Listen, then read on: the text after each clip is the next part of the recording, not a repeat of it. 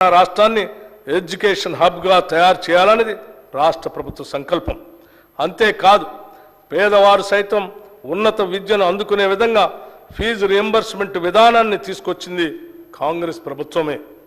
అయితే గత ప్రభుత్వం ఫీజు రియంబర్స్మెంట్ నిధులను సరైన సమయంలో విడుదల చేయకపోవటం వల్ల ఎంతోమంది విద్యార్థులు తమ చదువు పూర్తయి కూడా కాలేజీల నుండి తమ అర్హత సర్టిఫికెట్లు పొందలేక ఎన్నో విలువైన అవకాశాలు కోల్పోయి తీరని నష్టం చవిచూశారు.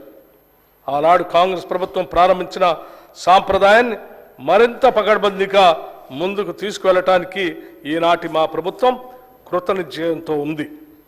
ఫీజు రియంబర్స్మెంట్తో పాటుగా ఎస్సీ, ఎస్టీ, బీసీ, మైనార్టీ బాలబాలికలకు ప్రస్తుత స్కాలర్షిప్లని సకాలంలో అందించేందుకు కూడా అన్ని ఏర్పాట్లను చేస్తున్నాం. ప్రతి మండలానికి అధునాతనమైన సౌకర్యాలతో అంతర్జాతీయ ప్రమాణాలతో తెలంగాణ పబ్లిక్ స్కూల్ని ఏర్పాటు చేస్తామని ఈ సందర్భంగా మీకు తెలియజేస్తూ ఉన్నాం. కళాశాల స్థాయిలో ఉద్యోగానికి అవసరమైన మేరకు కోర్సులను ప్రవేశపెట్టి పోటీ ప్రపంచంలో తెలంగాణ విద్యార్థులు నెగ్గుకు రాగల సమర్థతను సమకూరుస్తాం. ఉన్నత విద్యా మండలిని పూర్తిగా ప్రక్షాళన చేసి ఉన్నత విద్యలో ప్రమాణాలని మెరుగుపరుస్తాం. పైలట్ ప్రతిపాదికన తెలంగాణ పబ్లిక్ స్కూల్స్ ఏర్పాటుకు ఈ బడ్జెట్లో 500 కోట్ల రూపాయలు ప్రతిపాదిస్తున్నాం. రాష్ట్రంలో సాంకేతిక విద్యను మరింత పటిష్టంగా మరియు పారిశ్రామిక అవసరాలకు అనుగుణంగా సమాయత్తం చేయడానికి మన రాష్ట్రంలోని 65 ఐటీఐల్ని ప్రైవేటు సంస్థల భాగస్వామ్యంతో ఒక బృహత్తర ప్రణాళిక అమలుపరచబోతూ ఉన్నాం. ఈ రంగంలో అనుభవం ఉన్న ప్రముఖ జాతీయ మరియు అంతర్జాతీయ సంస్థలు ప్రభుత్వంతో కలిసి పనిచేయడానికి ఆసక్తి చూపిస్తున్నాయి.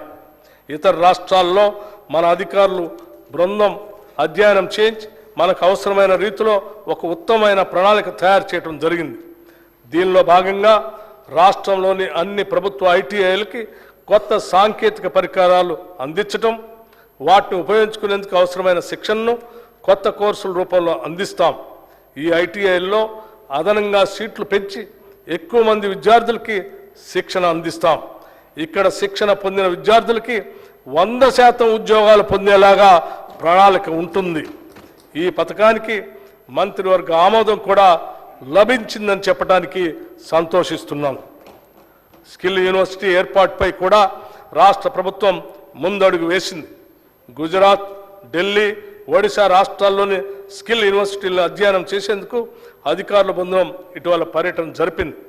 ఆయా రాష్ట్రాల్లో అమలు చేస్తున్న విధానాలను పరిశీలించి అత్యుత్తమ విధానాలను మన రాష్ట్రంలో అమలు జరిపేందుకు ప్రయత్నిస్తున్నాం.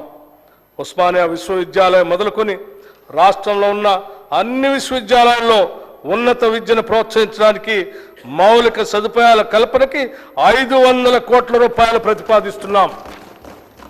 విద్యారంగానికి ఈ బడ్జెట్లో 21,389 కోట్ల రూపాయలు ప్రతిపాదిస్తున్నాం.